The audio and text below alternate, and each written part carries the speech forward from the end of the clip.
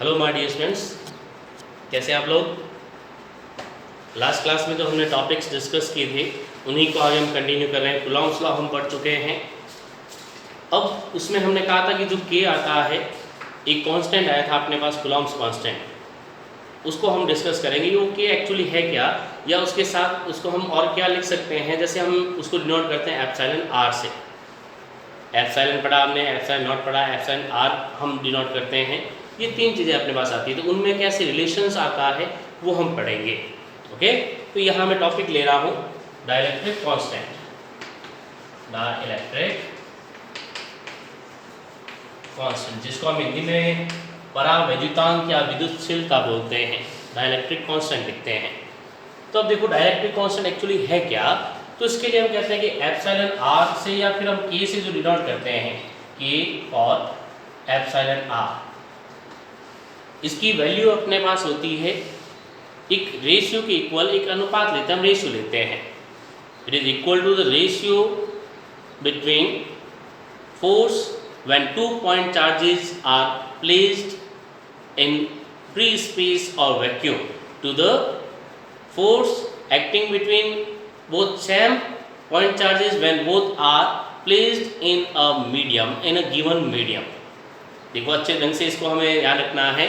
हमें दो फोर्स का रेशियो लेना है, जिसमें फर्स्ट हमने कहा फोर्स कब, जब 2 पॉइंट चार्ज को वैक्यूम में रखा हुआ है, फ्री स्पेस में रखा हुआ, उन्हीं दोनों पॉइंट चार्जेस को वापस कहाँ रख दें, हम किसी मीडियम में रख दें, तब क्या होगा।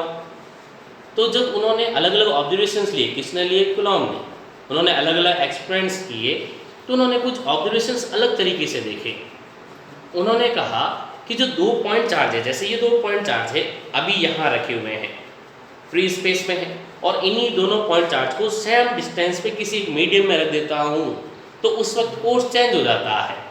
तो फोर्स चेंज क्यों हो रहा है, इसका मतलब ये कांस्टेंट कहीं ना कहीं चेंज हो रहा है। तो उसने कहा था कि कांस्टेंट जो है के जो है वो मीडियम के नेचर पे डिपेंड करता है, मीडियम पर डिपेंड करता है। तो उसके लिए हमें यहाँ रिलेशन दिया जाता है epsilon R equal to force between 2 charges placed in free space. है अभी कहाँ है, पहले ये फ्री स्पेस में है, और वही हम कहते हैं डिवाइड कर दो force between both same point charges, 2 charges placed and a given medium, जो given medium है उसमें रखे हुए हैं। तो एप्सिलॉन आर इक्वल हम लिख सकते हैं एफ अपॉन मीडियम के लिए हम लिख देते हैं F M. Okay, epsilon equal हमने क्या कहा कि एफ अपॉन एफ एम अपने पास फॉर्मूला है। अब इसी में जो एफ अपॉन एफ एम है, जो कूलॉम्स लॉ वाला फॉर्मूला यूज करें, फॉर्मूला पुट करें, तो एप्सिलॉन आर इक्वल टू क्या बन जाएगा, एफ इक्वल टू क्या होगा है के Q1 Q2 upon R square. हमने कहा Q1 Q2 वही सेम है, आर भी वही सेम है, तो जो के है मीन्स 1 अपॉन 4 पाई।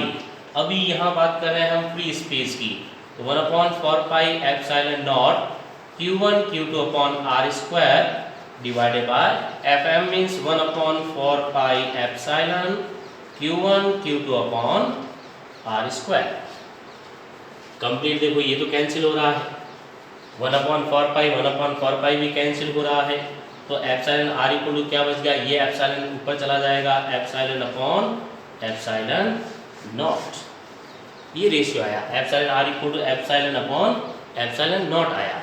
या फिर हम इसी को लिख सकते हैं, देखो epsilon equal to epsilon naught into epsilon R, ये वैल्यू आ गई अपने पास, एक रिलेशन आ गया। तो ये जो एप्सिलॉन है वो किसके लिए है, इलेक्ट्रिकल परमिटिविटी किसी मीडियम के लिए है, ये फ्री स्पेस के लिए है, और ये होती है रिलेटिव इलेक्ट्रिकल परमिटिविटी। क्या है, रिलेटिव इलेक्ट्रिकल परमिटिविटी, सापेक्षिक विद्युतशीलता हम हिंदी में बोलते हैं, इसको ध्यान रखें। तो epsilon equal to epsilon naught into epsilon R होता है।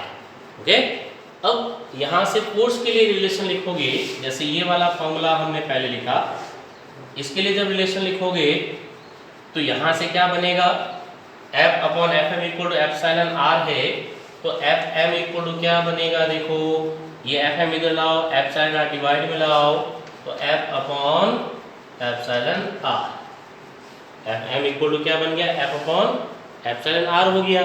तो एप्सिलॉन आर जो है वो ऑलवेज ग्रेटर देन 1 है, ऑलवेज ग्रेटर देन 1 है। तो यहाँ से अपने पास रिलेशन क्या बन गया, ये इक्वल है, ये वैल्यू मोर देन 1 है। इसका मतलब इस वैल्यू को डिवाइड करते हो तब ये इसके इक्वल आता है।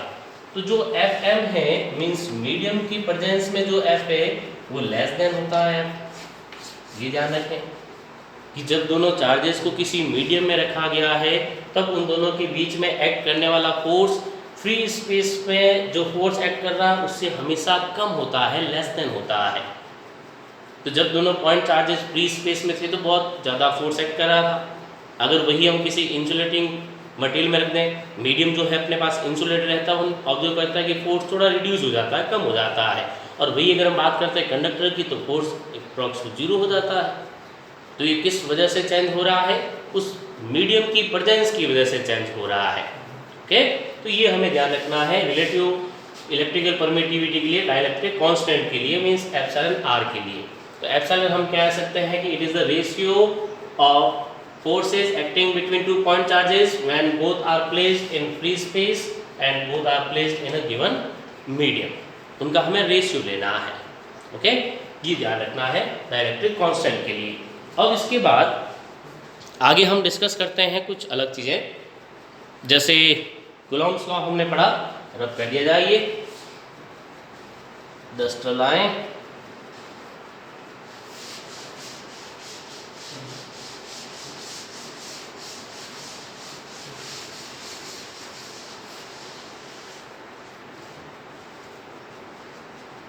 तो कुछ फैक्ट्स मैं यहाँ बता रहा हूँ,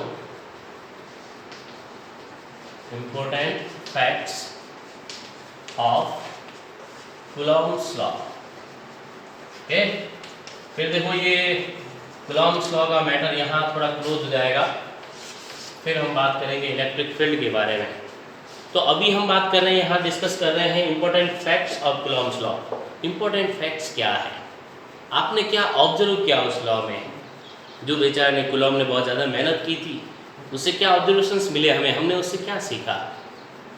तो फर्स्ट थिंग देखो, उसने कहा था कि electrostatic force is inversely proportional to the square of distance between two point charges.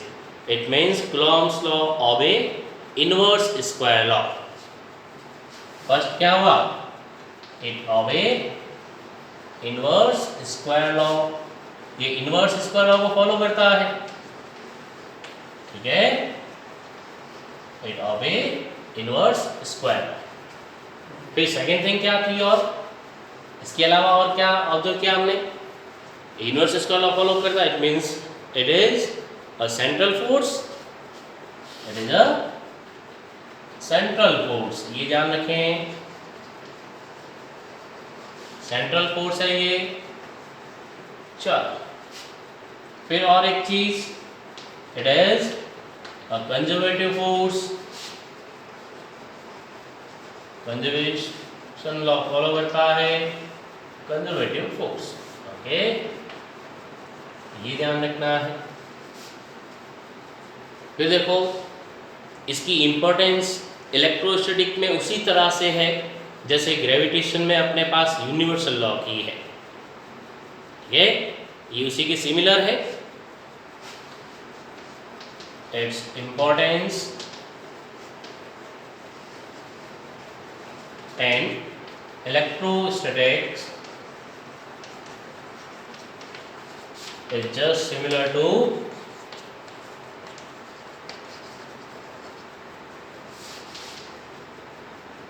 universal law of gravitation।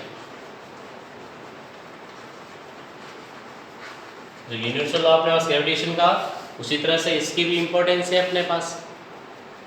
फिर और क्या चीज ऑब्जर्व करें हम यहाँ पे, उसके अलावा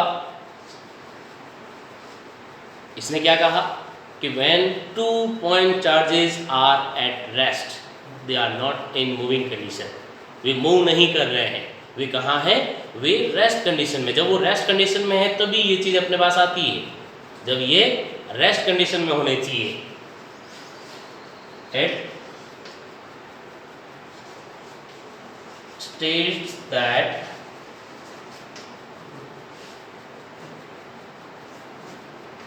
we should use point charges. Okay, point charges means वो चार्जेस कहाँ है, रेस्ट कंडीशन में है। रेस्ट कंडीशन में अपने पास चार्जेस तब की बात हम कर रहे हैं। तो ये कुछ पॉइंट्स है, हाईलाइट हम कर रहे हैं इनको, important facts of Coulomb's law. इसमें हमने कहा इनवर्स इसका लॉ फॉलो करता है, ये सेंट्रल फोर्स है, ये कंजर्वेटिव फोर्स है। ये हम कह रहे हैं कि electrostatic is just similar to law of gravitation, universal law जो था अपने पास ग्रेविटेशन का। और फिर हमने कहा कि ये चार्जेस की पॉइंट चार्जेस की बात करता है, वो भी रेस्ट कंडीशन की बात करता है। अगर मूविंग कंडीशन में चार्ज होंगे तो वहाँ कूलम्ब्स लॉ फॉलो नहीं किया जाता। ओके, वहाँ हम कूलम्ब्स लॉ के बारे में नहीं पढ़ते हैं, ये चीज़ ध्यान रखनी है। तो कूलम्ब्स लॉ केवल किसकी बात कर रहा है, रेस्ट कंडीशन की बात कर रहा है, इलेक्ट्रोस्टैटिक्स की बात कर रहा है।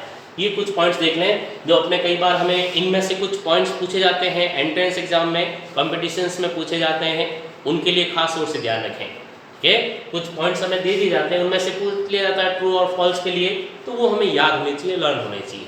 ओके।